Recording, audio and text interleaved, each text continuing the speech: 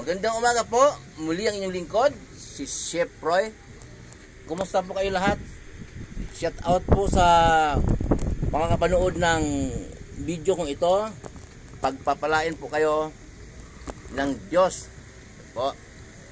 Sa umaga po ito, may babasahin po ang inyong lingkod. Pakinggan po ninyo at napakaganda po nitong sulat ni Apostol Pablo sa pangalawang Korinto po. Sa pangalawang Korinto po 3:3. Pakinggan po ninyo, babasahin ninyong lingkod. Ipinakita ninyo na kayo ay sulat ni Kristo na ipinadala niya sa pamamagitan namin, hindi nakasulat sa tinta, kundi isinulat ng Espiritu ng Diyos na buhay, at hindi sa mga tapyas na bato, kundi nakaukit sa puso ng mga tao.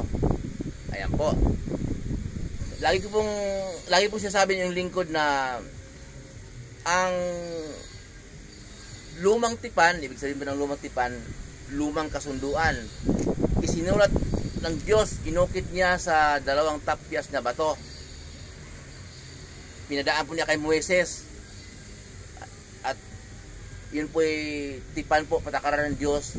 Ang Diyos po nakipagtipan sa mga tao nung panahon ni Moises. Lagi po sinasabi na ngayon po ay binago ng Diyos na makapangyarihan sa lahat. Niluma niya ang lumang tipan. Ngayon po ay bagong tipan. Ang bagong tipan po ay nais ng Diyos na makapangyarihan sa lahat na sundin natin ang turo ng kanyang anak na ating Panginoong Hesus. Yan po ay lagi ko pong inuulit na mababasa po natin sa Mateo 17:5. Tinig po mula sa langit na nagsasabi, Diyos Ama po ang salita noon. Ito ang minamahal kong anak na lubos kong kinalulugdan, pakinggan ninyo siya. So ang tinutukoy ng Diyos na anak si Jesus, pakinggan na natin siya. Turo ni Jesus ang ating pakinggan po ngayon. Kristiyano na po tayo. Ito po yung sinasabi ko po na yung lumang tipan inukit ng Diyos sa dalawang tapyas na bato. Ngayon po ay ang sabi po dito ay hindi sulat sa tinta, kundi isinulat ng Espiritu ng Diyos na buhay, at hindi sa mga tapyas na bato, kundi nakaukit sa puso ng mga tao. So yun po ang lumang tipan po kasi 10 utos lang po yung nakipagtipan ng Diyos, 10 utos po doon sa dalawang tapyas na bato. Sa panahon po ngayon po ay lumaon po tayo hanggang sa naging marunong ang mga tao, naging marunong po tayo, dumami ang karunungan natin sa kalukuhan. Kaya hindi lang po 10 utos ang dapat ipairal ng Diyos, kasi wala pong mga nakasulat doon na mga kung anong bisyo, mga kalayawan. Sabi po natin Panginoong Hesus, narinig ninyo sinabi sa kautusan, huwag kayong makikiapil sa hindi niyo asawa. Ngayon naman sinasabi ko sa inyo, kapag tumingin ka sa kapwa na may pagnanasa ay nakikiapid ka na sa puso. So binago nga po ng Diyos. At babasa po natin palagi na ang ating Panginoong Hesus at ang tagapagturo ng kautusan ng mga eskriba ay lagi pong nagkukontrahan. Okay? Lagi pong mababasa natin sa Bible. At yung dito po, ang sinasabi po dito na inukit ng Diyos sa puso ng tao, hindi na sa mga tapyas na bato. Okay. Kapag sundin po natin ang kalooban ng Diyos Ama, ang makapangyarihan sa lahat, ang kalooban po niya ay pakinggan at ipang-araw-araw po natin ang turo natin Panginoong Hesus. Kapag sumunod po tayo doon sa mga turo natin Panginoong Hesus, ay maramdaman po natin ang ayaw ng Diyos. Kaya nakaukit po sa puso natin ang mga patakaran ng Diyos, yung mga ayaw ng Diyos. Dito po, sinasabi po dito na hindi sa mga tapyas na bato, kundi inuukit sa puso ng mga tao. Hindi na po sa tapyas na bato, niluma na po ng Diyos yun. Kasi huwag kang mga ngalunya, huwag kang galang mong iyong ama't ina, huwag kang sasaksi ng walang katuturan. Yun po ang mga 10 utos po. Pero napakarami po ngayon, mga galawan natin ngayon, kasi po yung huwag kang papatay. Ngayon, pagka po manira ka ng kapwa mo, halimbawa po kasama mo sa work, sinisiraan mo, pininiwalaan ka naman ng amo mo, nasira ang asya, wala naman siyang kasalanan, sinisiraan mo, dahil nainggit ka lang, natanggal siya, nawala siya ng trabaho, pamilyado yun.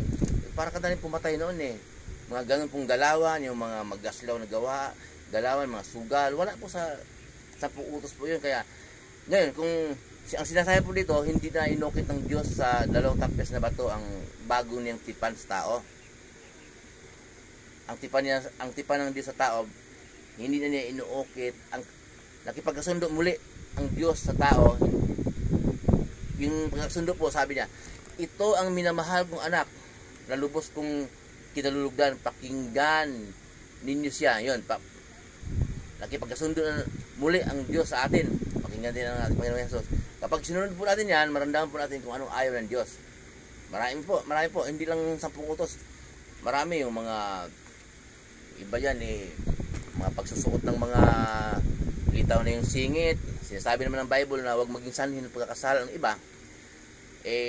Kung nagustuhan mo yung singit niya na nakalitaw sa isinusuot mo, nakikiapid ka sa kanya. Ngayon naman, kung hindi mo nagustuhan, kung napapangitan ka, nagkasala ka rin. Wala tayong lusot. Anday pong pwedeng maging patakaran ngayon na ayaw ng Diyos. Sasabihin mo, ang kapal ng mukha ng babae, suot ng maiksi, ng itim na singit, nagkasala din tayo. Ngayon naman, kung nagustuhan mo yung singit niya, nagkasala ka rin. Kaya marami po ngayon kasalanan. Ikaw naman si babae, ayusin mo rin yung galaw mo. Maramdaman mo rin na ang galaw mo ayaw ng Diyos kapag sumunod ka sa turo ng ating Panginoong Hesus. Madali lang po. Magbasa po tayo ng Bible mula Mateo hanggang Juan, yun po ang salita ng ating Panginoong Hesus. At nung umakyat po sa langit ng ating Panginoong Hesus, tinuloy naman ang kanyang mga alagad mula Gawa hanggang aklat ni Judas bago magpahayag. Kasi bago umakyat ang ating Panginoong Hesus sa langit, kinausap niya ang kanyang mga alagad. Sabi ng ating Panginoong Hesus, kung paano ako isinugo ng aking Ama, gayon din naman isinugo ko kayo. Kaya pag akyat ng ating Panginoong Hesus sa langit, nagsimulang mangaral ang kanyang mga alagad. At sinulat naman, pinasulat ng Diyos sa Bible, ito, parang sa panahon natin ngayon, mababasa po natin. Muli pong yung lingkod, si Chef Roy, mabuhay po kayo, ingatan po kayo ng Diyos, pagpapalain po kayo ng Diyos, sasamahan kayo ng Diyos, lahat ng pupuntahan ninyo, mga trabaho pinasukan ninyo, mga negosyo, anuman ang pinagkakitaan niyo sa buhay, ayon sa kalooban ng Diyos.